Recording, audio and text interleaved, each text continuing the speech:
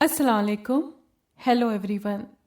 پیش خدمت ہے کہانی ہانٹیڈ گراؤنڈ.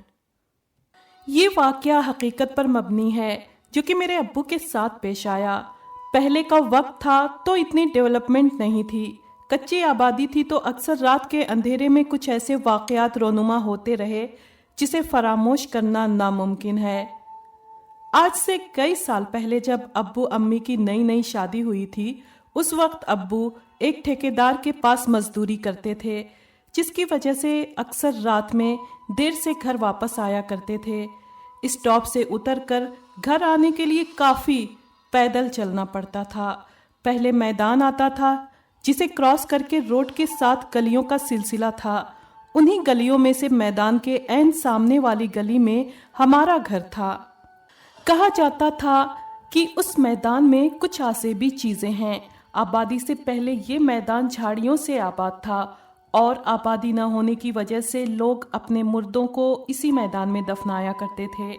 جو لوگوں سے یہ علاقہ آباد ہوتا گیا تو ضرورت کے حساب سے جھاڑیاں صاف کر دی گئیں، مگر وہ میدان پھر بھی آسیب زدہ رہا. اس علاقے کے رہنے والوں کے ساتھ بہت سے ناقابل فراموش واقعات پیش آتے رہے. ایسا ہی ایک واقعہ میرے ابو کے ساتھ بھی پیش آیا. ایک رات ابو کو کام کرتے کرتے کافی دیر ہو گئی. تقریباً اس وقت 2:30 سے 3 بجے کا وقت تھا. یعنی پچھلے پہر ابو روز کی طرح اس دن بھی اسٹاپ پر اترے اور گھر کی جانب تیز قدموں سے بڑھنے لگے. اور پھر جیسے ہی انہوں نے میدان میں قدم رکھا تو ان کو ایک چھوٹے سے بچے کے رونے کی آوازیں آنے لگیں.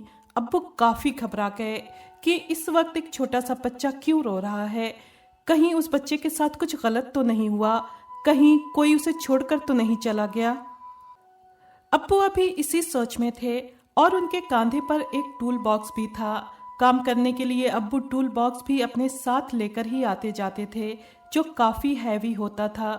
ابو نے آواز کا پیچھا کیا تو کیا دیکھتے ہیں کہ میدان میں ایک چھوٹا سا بچہ بری طرح سے رو رہا ہے.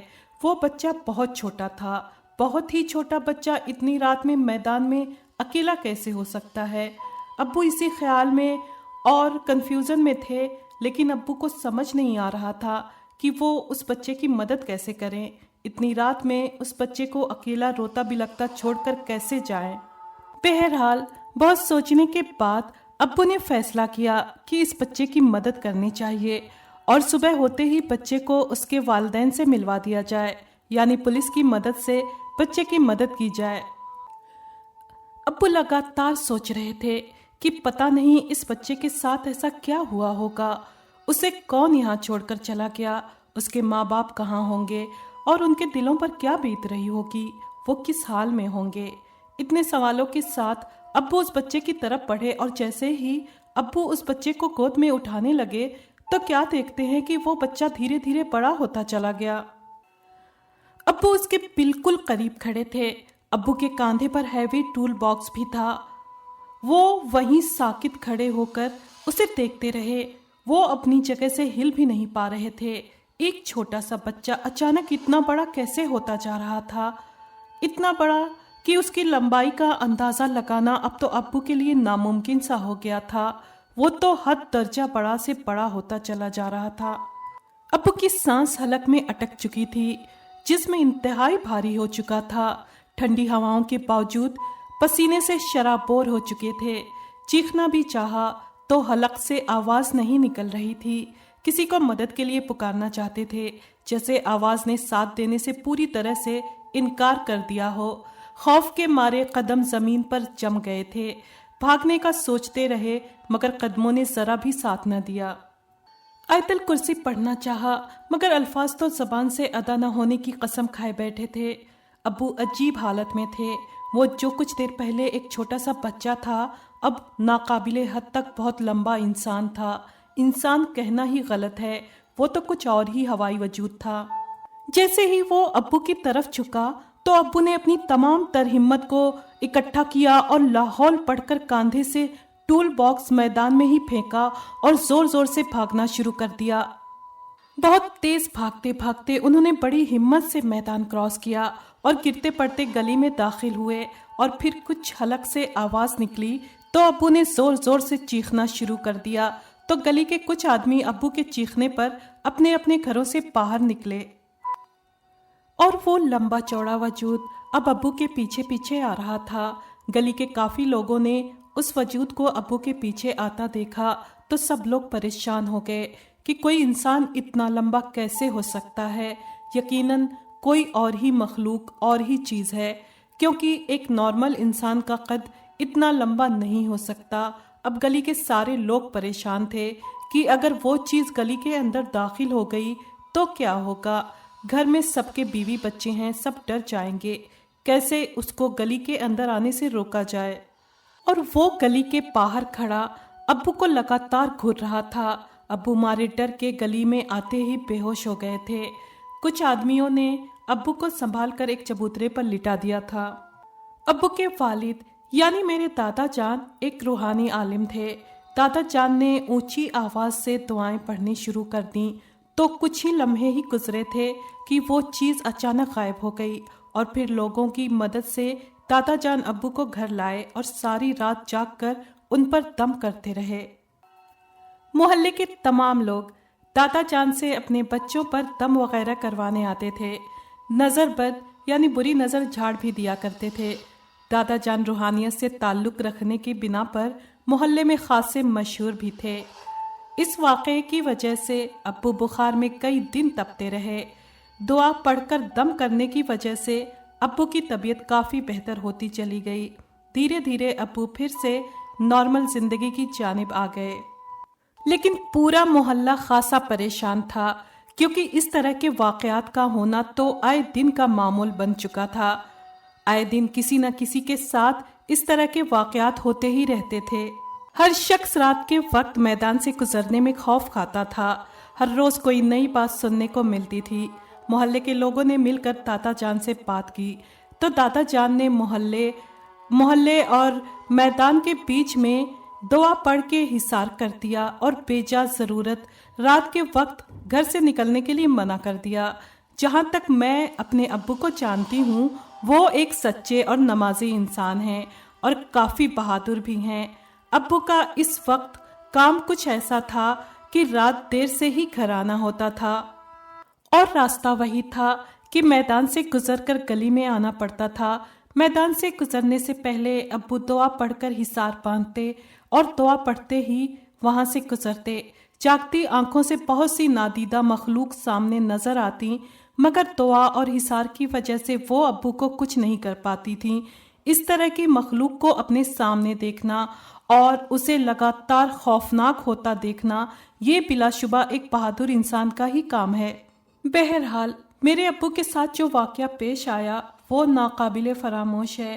محلے کے کافی لوگ اس واقعے کے چشمدید گواہ ہیں، کیونکہ انہوں نے خود اس قدآور مخلوق کو ابو کے پیچھے آتے دیکھا تھا۔ اب اس واقعے کو کافی برس بیت چکے ہیں اور علاقہ بھی کافی ڈیولپ ہو گیا ہے۔ اس میدان میں اب عید کی نماز پڑھائی جاتی ہے۔ اب وہ میدان عیدگاہ صلاح الدین گراؤنڈ کے نام سے مشہور ہے۔ میدان کے کارنر پر ایک اسکول ہے، اب تو وہ بھی کافی پرانا اسکول ہو گیا ہے۔ ہاف ٹائم کے وقت اسکول سے بچے نکل کر اسی گراؤنڈ میں کھیلتے ہیں، جو کہ پہلے وقت میں ایک قبرستان ہوا کرتا تھا۔ یہی وجہ ہے کہ آج بھی رات کے وقت میدان سے گزرنے پر خوف محسوس ہوتا ہے، اور کئی بچے تو ڈر بھی جاتے ہیں۔ رات کے وقت گراؤنڈ سے گزرنے پر ایریے میں کافی گہما گہمی رہتی ہے۔ لائٹ کے جانے پر محلے کے بے شمار لوگ میدان میں جمع ہوتے ہیں اور میدان میں بنی کرکٹ پچ پر بیٹھ جاتے ہیں اور ٹھنڈی ہوا سے لطف اندوز بھی ہوتے ہیں، مگر پھر بھی خوف کا عنصر آج بھی اپنی جگہ قائم ہے۔ لیکن اتنی ترقی ہو جانے کے بعد بھی میری دوست جو کہ پڑوس میں رہتی ہے، ایک دن ہم بیٹھے ڈراؤنے واقعات کے متعلق باتیں کر رہے تھے کہ اس کا بھائی حماد آ گیا۔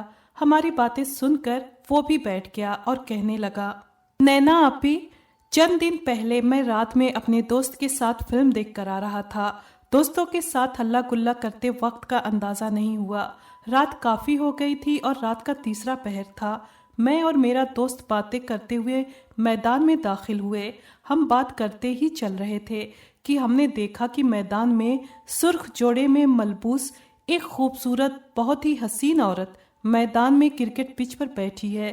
میں اور میرا دوست اس سجی دھجی عورت کو 3 بجے کے وقت اکیلا بیٹھے دیکھ کر پریشان ہو گئے۔ وہ اکیلی اس ٹائم میدان میں کیا کر رہی ہے؟ میدان میں تو شادیوں کے پروگرامز ہوتے ہیں، بہت خوبصورت میدان کو سجایا جاتا ہے، مگر آج تو ایسا نہیں لگ رہا کہ کوئی پروگرام ہوا ہو، کیونکہ ڈیکوریشن کا کوئی سامان نہ تھا۔ پھر یہ عورت دلہن بنی اکیلے کیوں بیٹھی ہے؟ ہم دونوں پریشان نگاہوں سے اس کی طرف دیکھ رہے تھے کہ اس ٹائم یہ عورت کیا کر رہی ہے۔